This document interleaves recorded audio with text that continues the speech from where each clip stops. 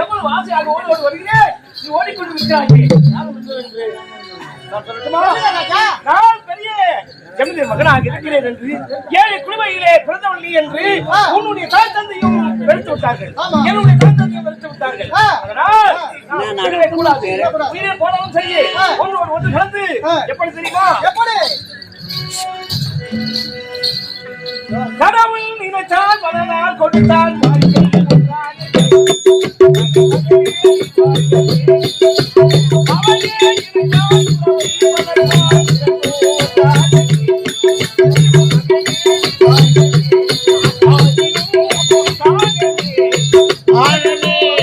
திருமணம் ஆயிரம் காலமே வாழவே திருமணம் கடவுள் கொடுத்தால் வாழ்க்கை ஒன்றானதே தலைமகனே நீ வாழ்கவே.